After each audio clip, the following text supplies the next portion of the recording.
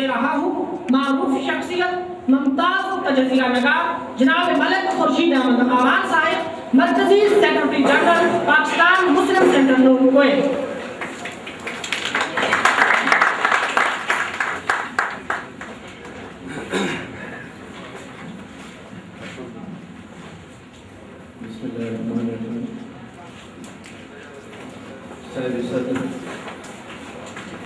मेहमान ख़ुसूसी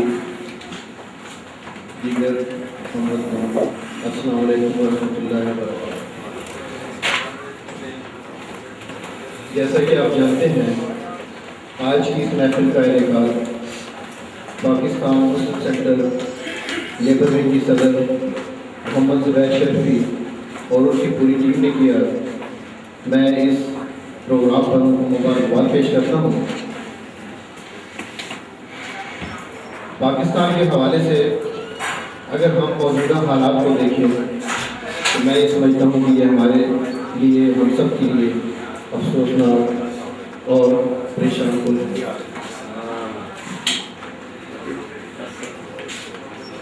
अगर हम गैर जानबदार होकर अपने आप को देखें, पाकिस्तान को देखें, पूरी कौम को देखें, तो मैं समझता हूँ कि इन हालात का जिम्मेदार हम में से हर फर्द है।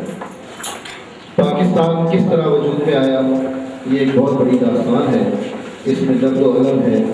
वो लोग हैं कि जिन्होंने अपनी जानों के नजराने पेश किए, वो माएँ हैं कि जिनके बेटे उनसे बिछड़ गए। इस हवाले से मैं एक वाक़या बयान करना चाहूँगा कि ये बहुत पुरानी बात है, 86 की तकरीबन। मैं यहाँ से पाकिस्तान के लिए सफ़र कर रहा था, तो मेरे साथ एक बुजुर्ग खातून बैठी हुई। तो जब जहाज़ ने टेक ऑफ किया तो वो खातून मुझसे पूछती हैं कि बेटा आप कुवैत में रहते हैं? तो मैंने कहा जी मैं कुवैत में रहता हूँ। तो मैंने उनसे पूछा कि आप कुवैत में अपने बेटे के पास आई थी या बेटे के पास रहती हैं? तो उन्होंने कोई जवाब नहीं दिया, लेकिन जब मैंने देखा तो उनकी आंखों से आंसू बहने लगे। तो मैंने उनसे कहा कि शायद मैंने कोई ऐसी बात कर दी जिससे आपका दिल दुखाया। तो वो खातून कहने लगी कि मेरे 2 बेटे थे, लेकिन जब पाकिस्तान बना तो वो दोनों उस वक्त शहीद हो गए। फिर ये सफ़र काफ़ी देर तक इसी तरह पुरसोल रहा। मेरे कहने का मतलब ये है कि पाकिस्तान की कदर अगर पूछनी है तो उन लोगों से पूछिए कि जिन्होंने इस मुल्क के लिए कुर्बानियाँ दी, जिन्होंने अपने बेटे कुर्बान किए, जिन्होंने अपना सब कुछ कुर्बान किया, तब जाकर ये मुल्क हासिल हुआ।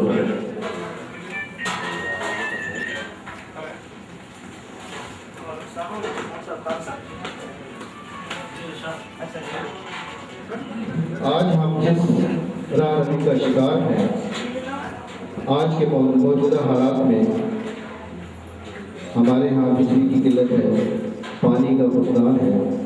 मैं समझता हूँ कि ये हमारे अपने अमल की एक सज़ा है कि जो अल्लाह ताला की तरफ से हमें दी जा रही है। अगर हम उस मकसद को सामने रखते कि जिस मकसद के लिए मुल्क वजूद में आया, पाकिस्तान का मतलब क्या, ला इलाहा इल्लल्लाह मुहम्मद रसूलुल्लाह, हमें चाहिए था कि हम उन रास्तों पर चलते कि जिन रास्तों पर चलते हुए हमारे कायदीन ने ये मुल्क हासिल किया, लेकिन हम उन रास्तों से हट गए। हमने हमेशा मुल्क की मफादात पर अपने ज़ाती मफादात को तरजीह दी, और यही वजह है कि आज हम ये दिन देख रहे हैं। और मैं बड़े वसूल से ये कह सकता हूँ कि अगर हमने काफ़ी अपनी इस्लाह की तो हमारी आने वाली नस्लें भी इनसे मुश्किल हालात से दो चार होंगी। हमें चाहिए कि हम कानून और ज़ाब्तों को सामने रखते हुए, अपने असूलों को अपनाते हुए, उन असूलों पर चलते हुए जो हमारे लिए हमारे दीन ने वादा किए, जो असूल हमारे लिए हमारे कायदीन ने वादा किए, उन्हें अपनाएं और इस मुल्क को उस मंजिल तक लेकर जाएँ जिनके लिए ये मुल्क हासिल किया गया था। कानून और ज़ाब्तों की बात चली है तो मैं ये कहूँगा कि अगर इनफरादी तौर पर हम कानून का एहतराम करें, कानून का पास करें, तो मैं समझता हूँ कि ज़िंदगी के किसी मोड़ पर हमें कोई तकलीफ नहीं होगी। उसके लिए मैं एक मिसाल दूँगा कि मुझे यहाँ को तकरीबन 25 साल हो चुके हैं। पाकिस्तान अबैसी के बारे में मैं ये कहूँगा कि मैंने अपना हर काम कानून और ज़ाब्तों को सामने रख कर करवाया। اور مجھے 25 سالوں میں پاکستان امبیسی سے کوئی گلہ نہیں رہا. تو میں سمجھتا ہوں کہ اسی طرح اگر ہم ایک معمولی بات سے لے کر ایک اہم بات تک قانونی تقاضوں کو پورا کریں تو میں سمجھتا ہوں کہ ہمارے لیے زندگی بہت آسان ہو جاتی ہے. اسی طرح ایک اور مثال دوں گا کہ میں نے 15 سال متواتر اپنی قومی ایئر لائن پر سفر کیا ہے. 15 سالوں میں مجھے اپنی قومی ایئر لائن سے کوئی گلہ نہیں. انہوں نے ہمیشہ بہترین تعاون کیا، بہترین اخلاق سے پیش آئے.